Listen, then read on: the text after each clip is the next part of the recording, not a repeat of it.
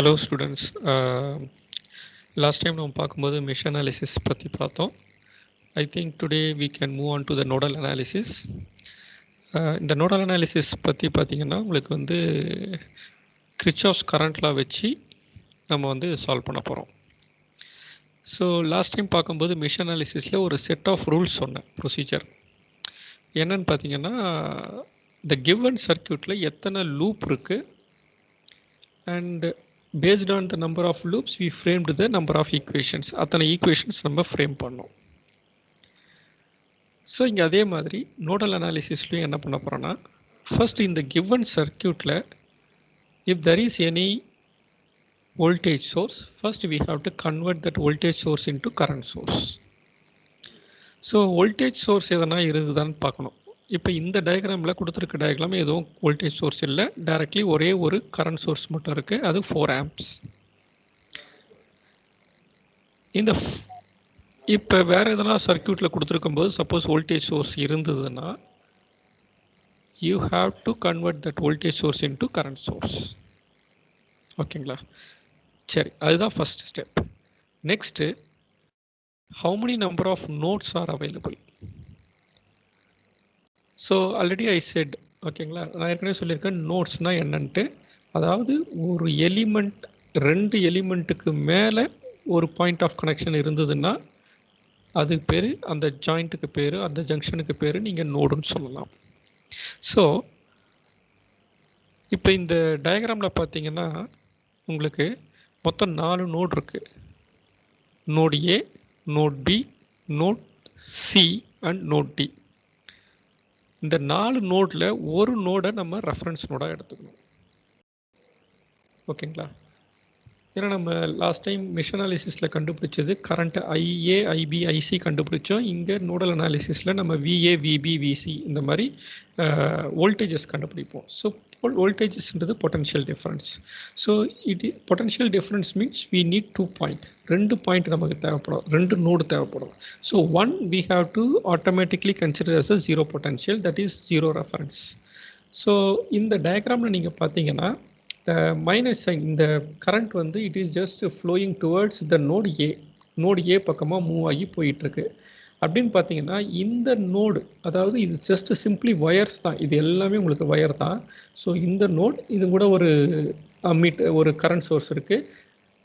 Other எண்டை வந்து எடுத்து போய் சியில் கனெக்ட் பண்ணியிருக்காங்க. ஸோ நம்ம வந்து அஷ்யூம் பண்ணுறதுன்னா இந்த சி வந்து ரெஃபரன்ஸ் நோடாக நம்ம அஷ்யூம் பண்ணிக்கலாம். ஓகேவா? ஸோ மொத்தம் 4 நோடில் ஒரு நோடு ரெஃபரன்ஸ் நோடு, ரிமைனிங் இருக்கிறது 3 node. So we have to frame 3 equations here. ஓகேவா? ஸோ அதை தான் இங்கே வந்து போட்டிருப்பாங்க 4 nodes. Node C is a reference node and as zero potential. So இப்போ நம்ம பண்ண போகிறது number of nodes minus 1 equation we have to frame. அதாவது equation for node A, node B and node D. ஓகேங்களா? இது எப்படி நம்ம ஈக்குவேஷன் ஃப்ரேம் பண்ண போகிறோம் அப்படின்னு பார்த்தீங்கன்னா கிர்ச்சாஃப்ஸ் கரண்ட் லா எடுத்துக்கிறோம். ஓகேங்களா? கிர்ச்சாஃப்ஸ் கரண்ட் லால பார்த்தீங்கன்னா உங்களுக்கு நோட் ஏ என்ன சொல்லுது? கிர்ச்சாஃப்ஸ் கரண்ட் லா, அதாவது இந்த நோடு வழியாக உள்ளே போகிற current equal to algebraic sum of all the currents entering the node equal to algebraic sum of current leaving the node. எத்தனை கரண்ட்டு வெளியில் வருதோ அத்தனை கரண்ட்டையும் நீங்கள் ஆட் பண்ணணும். அதே மாதிரி எத்தனை கரண்ட்டு அந்த நோடு வழியாக உள்ளே போகுதோ அந்த கரண்ட்ஸ் எல்லாத்தையும் நீங்கள் ஆட் பண்ணணும். ஸோ இந்த மாதிரி ஆட் பண்ணி ரெண்டுத்தையும் ஈக்குவலைஸ், ரெண்டுமே ஈக்குவலாக இருக்கும். அதுதான் கிர்ச்சாஃப்ஸ் கரண்ட் லாவுடைய நார்மலான விஷயம். ஸோ இப்போ இங்கே பார்த்தீங்கன்னா first step at node A. Node ஏல அப்ளை கிர்ச்சாஃப்ஸ் கரண்ட் லா. இப்போ இங்கே வந்து பார்த்தீங்கன்னா மொத்தம் 3 பிரான்ச் இருக்குது. ஒன்று வந்து 4 amps கரண்ட் சோர்ஸ், இன்னொன்று வந்து 2 ரெசிஸ்டன்ஸ் இருக்குது. ஒன்று வந்து 6 ohm ரெசிஸ்டன்ஸ், அடுத்தது வந்து 3 ohm ரெசிஸ்டன்ஸ். இப்போ இந்த 3 ohm ரெசிஸ்டன்ஸ் வந்து கனெக்ட் பண்ணியிருக்கிறது A to D, A to B. ஓகேங்களா? ஸோ இப்போ இங்கே ஒரு பொட்டன்ஷியல் இருக்குமா? VA, VA with respect to reference. அதே மாதிரி இது VB with respect to reference C, VD with respect to reference C. So இப்போ நம்ம ஈக்குவேஷன் எழுதும்போது இது வழியாக உள்ள என்ட்ராகிற current that is 4 ampere equal to இது எல்லாம் சோர்ஸ். இது இது வந்து சோர்ஸ், இது வந்து உங்களுக்கு வந்து லோட். ஓகேங்களா? ஸோ இந்த கரண்ட் வந்து just it feeds the current, entering the current and leave the current means இந்த நோட்ல இருந்து கரண்ட் வந்து லீவ் ஆகுது. Because there is no any other current source or voltage source. இந்த நோட்ல வேற எதுவும் கரண்ட் சோர்ஸோ வோல்டேஜ் சோர்ஸோ கனெக்ட் ஆகல. ஒரே ஒரு கரண்ட் சோர்ஸ் தான். அந்த கரண்ட் சோர்ஸ் டைரக்ஷன் வந்து டுவர்ட்ஸ் நோட் ஏ. ஸோ அப்போ ஆட்டோமேட்டிக்கலாக நீங்கள் சொல்லலாம் மற்ற 2 பிரான்ச்சுக்கும் கரண்ட் வந்து வெளியில் தான் வரப்போகுது. So this current equal to the current flowing in 6 ohm resistance and 3 ohm resistance. So இதை நேரம் இங்கே எடுத்துருந்தா அப்ளை கிர்ச்சாஃப்ஸ் கரண்ட் லா. இப்போ இது வழியாக போகிற கரண்ட் நம்ம எப்படி என்னன்னு சொல்லலாம்? இது வோல்டேஜ் V, இது voltage VB, VA minus VB by 6. இது ஓம்ஸ் லா. ஓகேவா? Ohm's law I equal to V by R. ஓகேவா? V by R. இப்போ இந்த வோல்டேஜ் டிஃப்ரென்ஸ் உங்களுக்கு வேணும். ஓகேவா? இந்த 6 ஓம்க்கு அக்ராஸாக உள்ள வோல்டேஜ் என்ன அப்படின்னு பார்த்தீங்கன்னா VA மைனஸ் VB. ஓகேவா? VA minus VB by 6. So அதுதான் இங்கே எழுதுறோம், VA மைனஸ் VB பை 6. அதே மாதிரி இங்கே இருக்க கரண்ட் என்னன்னு பார்த்தீங்கன்னா VA minus VD by 3. VA minus VD by 3 equal to 4. 4 தான் உள்ளே போகுது. ஸோ இந்த ஈக்குவேஷனை ரீஅரேஞ்ச் பண்ணுங்கள். ரீஅரேஞ்ச் பண்ணிங்கன்னா உங்களுக்கு வரது 1/6 plus 1/3 of VA minus 1/6 VB minus 1/3 VD equal to 4. இது ஈக்குவேஷன் நம்பர் 1. ஓகேங்களா? இப்போ ரெண்டாவது நோட் பிக்கு வாங்க. இந்த இடத்துல இந்த நோட் பியில் வந்து பார்த்தீங்கன்னா கரண்ட் எதுவும் உள்ளேயே போகலை. சாரி, கரண்ட் சோர்ஸ் எதுவும் இல்லை. பட் அதுக்கு பதிலாக 6 ohm resistance, 5 ohm resistance, 4 ohm resistance. இப்போ உங்களுக்கு நல்லா தெரியும் ஏ வழி up to A you got current. இதுக்கப்புறம் இந்த கரண்ட் இப்படி தான் போகணும்னு அவசியம் கிடையாது. இது இந்த பக்கமாக 3 ohm வழியாக போய் இப்படியும் சுற்றிட்டு இப்படி வரலாம். சரிங்களா? பட் கரண்ட் சோர்ஸ் எதுவும் இல்லாததுனால நம்ம என்ன பண்ணோம்னா we have to just put 0. Okay, நம்ம என்ன அஷ்யூம் பண்ணால் இந்த நோடில் இருந்து எல்லா கரண்ட்டுமே வெளியில் போகுதுன்னு நம்ம அஷ்யூம் பண்ணுறோம். Just we have to make the assumption. ஓகேங்களா? ஸோ இப்போ அந்த மாதிரி பண்ணும்போது இப்போ இங்கே எடுக்கிற since we are in node B, VB minus VA, VB minus VD, VB minus VC. ஓகேவா? ஸோ இப்போ once again I will repeat. இந்த கரண்ட் இங்கே இது வழியாக போகிற கரண்ட் என்னன்னு பார்த்தீங்கன்னா VB மைனஸ் VA பை 6. இது வழியாக கரண்ட் என்னன்னு பார்த்தீங்கன்னா VB மைனஸ் VD பை 5. இந்த 4 ohm ரெசிஸ்டன்ஸ் வழியாக போகிற கரண்ட் என்னன்னு பார்த்தீங்கன்னா VB minus VC by 4. Here VC equal to reference நோடுன்னு சொல்லியிருக்கேன் ஏற்கனவே. ஸோ இது ஆட்டோமேட்டிக்காக 0 potential. So VB minus 0 by 4. இங்கே ஜஸ்ட் அப்படியே பாருங்கள், நோட் பியில் VB minus VA by 6 plus VB minus VC by 4 plus VB minus VD by 5. இந்த VC ஈக்குவல் டு 0 நீங்கள் சப்ஸ்டியூட் பண்ணும்போது VC ஈக்குவல் டு 0ன்றதை சப்ஸ்டியூட் பண்ணுங்க. Equal to 0. ஓகேங்களா? ஸோ இதை அகைன் ரீஅரேஞ்ச் த ஈக்குவேஷன். இந்த ஈக்குவேஷன் நீங்கள் ரீஅரேஞ்ச் பண்ணிங்கன்னா அதாவது in terms of VA, VB, VC equation formula எடுத்துன்னு வரணும். அப்படி எடுத்துன்னு அப்படின்னா இந்த VAவோட கோஎஃபிஷியன்ட் பார்த்தீங்கன்னா minus 1/6 plus 1/6, 1/4 plus 1/5 of VB minus 1/5 VD equal to 0. So இதுதான் ஈக்குவேஷன் நம்பர் 2. அதாவது இந்த நோட் பிக்கு இதுதான் ஈக்குவேஷன். நோட் டிக்கு வாங்க. அதே மாதிரி நோட் டிக்கு மறுபடியும் அப்ளை பண்ணும்போது இங்கிருந்து பார்க்கணும். இப்போ இங்கிருந்து பார்க்கும்போது VD minus VA by 3, VD minus VB by 5, VD minus VC by 1.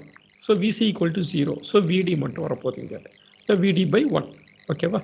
Equal to 0 because current source எதுவும் இல்லை. ஸோ அதனால் we are assuming that equal to 0. ஓகேங்களா? ஸோ இப்போ இந்த ஈக்குவேஷன் இதே மாதிரி எழுதியாச்சு. ரீஅரேஞ்ச் பண்ணுங்கள். ரீஅரேஞ்ச் பண்ணிங்கன்னா திஸ் இஸ் ஈக்குவேஷன் நம்பர் 3. ஓகேவா? இப்போ இந்த 3 ஈக்குவேஷனையும் நீங்கள் சால்வ் பண்ணிங்கன்னா using calculator you will be getting the answer VA, VB, VD. VA கிடைக்கும், VB கிடைக்கும், VD கிடைக்கும். Already VC equal to 0. ஓகேங்களா? இந்த நோடில் இருக்க voltage VC equal to 0. That already you know. So in the concept you have to solve the problem. Matrix method already நான் சொல்லிட்டேன், அது ரொம்ப இன்னும் சிம்பிளாக இருக்கும். பட் சம்டைம்ஸ் வந்து வெரி சிம்பிளாக இருந்தால் ஓகே, சூப்பர் மோட்லாம் போனீங்கன்னா இந்த கான்செப்ட் வந்து ஒர்க் அவுட் ஆகாது. ஓகேங்களா? So now you see we know the formula Ohm's law. இது பார்க்கும்போதே உங்களுக்கு தெரியும் ஓம்ஸ் லாவா இல்லை என்னன்றது.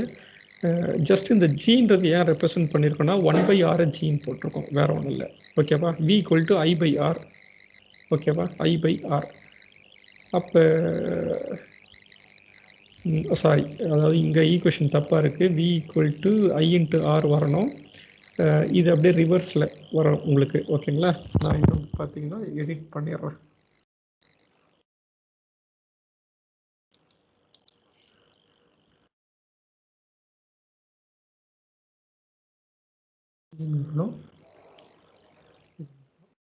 ஓகே,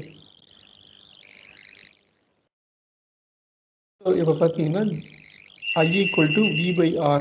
V/r நம்ம வந்து V இன்ட்டு 1/rன்னு போடலாம். இந்த 1/r வந்து ஜீன் போட்டுக்கிறேன் நான் இங்கே, கண்டக்டன்ஸ். இதனுடைய பேர் வந்து கண்டக்டன்ஸ் ஜீன் சொல்லுவாங்க லெட்டர். ஓகே, ஸோ நான் இப்போ பார்த்தீங்கன்னா இந்த G ஈக்குவல் டு 1/rல, ஸோ G11, G12, G13 உங்களுக்கு இதே மாதிரியே நான் மெஷ் அனாலிசிஸில் ஏற்கனவே சொல்லியிருக்கேன். G11னா என்னன்னு பார்த்தீங்கன்னா இந்த டயக்னல் மேட்ரிக்ஸ் G11, G22, G33லாம் என்னன்னு பார்த்தீங்கன்னா நோடு ஏக்கு வந்துருங்க. நோடு ஏல எத்தனை ரெசிஸ்டன்ஸ் கனெக்ட் ஆகிருக்கு? 1, 2, அதாவது 6 ஓம் ரெசிஸ்டன்ஸும் 3 ஓம் ரெசிஸ்டன்ஸும். அப்போ நீங்கள் என்ன பண்ணலான்னா உங்களுக்கு 1/6 + 1/3 முடிஞ்சு போச்சு. இங்கே பாருங்கள், 1/6 + 1/3. ஓகேவா? 10. நோடு பிக்கு வாங்க, மொத்தம் 3 ரெசிஸ்டன்ஸ் கனெக்ட் ஆகிருக்கு. 1/6 + 1/5 + 1/4. இந்த 3 ரெசிஸ்டன்ஸையும் அப்படியே 1/6, 1/4, 5 அண்ட் 1/4ன்னு போட்டுருங்க. இங்கே பாருங்கள், G22க்கு நான் மாதிரி பண்ணியிருக்கேன். அதே மாதிரி G33க்கு வந்து பார்த்தீங்கன்னா அகைன் 3 ரெசிஸ்டன்ஸ் கனெக்டாக இருக்குது. 1/3, 1/5 + 1/1. ஸோ அதையும் இங்கே நம்ம போட்டாச்சு. இது எல்லாமே பாசிட்டிவ் டேர்மில் இருக்கணும். ஓகேங்களா?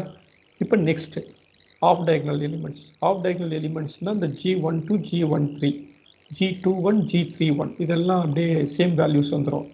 நான் ஏற்கனவே சொல்லியிருக்கேன், டயக்னல் மேட்ரிக்ஸ் தவிர்த்து மற்ற எல்லா எலிமெண்ட்டுக்கும் நீங்கள் வர வேல்யூ கூட மைனஸ் சைன் ஆட் பண்ணுறீங்க.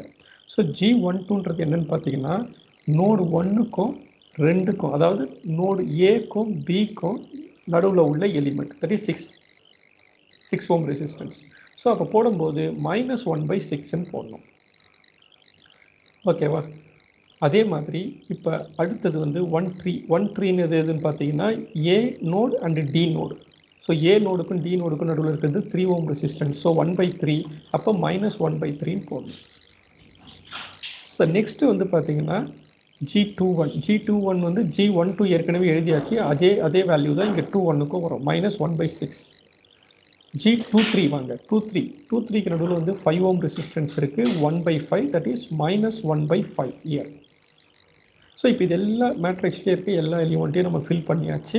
ஃபில் பண்ணதுக்கப்புறம் இந்த இடத்துல இந்த VA/VB/VD வந்துடும் ஈக்குவல் டு I1. இந்த நோடு 1ல் பார்த்தீங்கன்னா கரண்ட் வந்து உள்ளே போகுது. சரியா? அப்போ கரண்ட் வந்து உள்ளே போச்சுன்னா நீங்கள் வந்து +4 போட்டுக்கணும், +4. நோட் பியில் எதனாவது கரண்ட் சோர்ஸ் இருக்கா? இல்லை. ஸோ அப்போ 0 போட்டுக்கங்க. நோட் டியில் எதனா ஒரு கரண்ட் சோர்ஸ் இருக்கா? இல்லை. ஸோ 0 போட்டுங்க. ஸோ இப்போ இவ்வளோ தான்ப்பா. இப்போ இதை நீங்கள் அப்படியே எக்ஸ்பெண்ட் பண்ணிங்கன்னா, கிராஸ் மல்டிப்ளை பண்ணிங்கன்னா இந்த 3 ஈக்குவேஷன் வந்துடும் உங்களுக்கு. சரியா?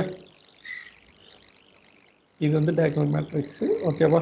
ஸோ இந்த ஈக்குவேஷனை நீங்கள் அப்படியே சால்வ் பண்ணிங்கன்னா, இதெல்லாம் சிம்பிளிஃபை பண்ணிவிடுங்க. இந்த 1/6 + 1/3 என்ன டெசிமல் பாயிண்ட்ஸ் வெளியாக வந்துருக்கு இது எல்லாத்துலேயும் பண்ணிவிட்டு நீங்கள் இந்த ஈக்குவேஷன் மெத்தடில் இந்த கால்குலேட்டரில் சால்வ் பண்ணிங்கன்னா முடிஞ்சு போச்சு. உங்களுக்கு வந்து VA, VB, VD கிடச்சிடும். ஒன்ஸ் VA, VB, VD கிடச்சிருச்சுன்னா உங்களுக்கு இந்த சர்க்யூட்டில் இருக்க எல்லா வோல்டேஜும் தெரிஞ்சிடும், நான் வோல்டேஜ். இதுக்கப்புறம் மறுபடியும் சப்போஸ் யூஸிங் நோடல் அனாலிசிஸ் வழியாக கரண்ட்டை கண்டுபிடிங்க அப்படின்னாங்கன்னா அடுத்த லெவல். ஒன்ஸ் வோல்டேஜ் தெரிஞ்சு போச்சுன்னா நீங்கள் கரண்ட் இருந்து கண்டுபிடிச்சிக்கலாம். ஓகேங்களா? இது வழியாக போகிற கரண்ட் எவ்வளோ? VA - VB/6. VAவும் VBயும் கண்டுபிடிச்சிட்டிங்க. இப்போ இங்கே 2 வேல்யூ இருக்குது. 11.393 -4.052 / 6 போட்டிங்கன்னா உங்களுக்கு வந்து இது வழியாக போகிற கரண்ட் கண்டுபிடிச்சிக்கலாம். ஸோ இந்த மாதிரி நீங்கள் வந்து நோடல் அனாலிசிஸை குயிக்காக சார்ட் அவுட் பண்ணிக்கலாம். ஸோ இதே மாதிரி இன்னும் அதிகமான ப்ராப்ளத்தை ஜஸ்ட் ட்ரை அவுட் பண்ணுங்கள். ஒர்க் அவுட் எத்தனை ப்ராப்ளம்ஸ் நீங்கள் சால்வ் பண்ணுறீங்களோ அவ்வளோ தூரம் எக்ஸ்பீரியன்ஸ் பண்ணிக்கலாம். Thank you very much. Okay, so nodal analysis இதோட முடியுது.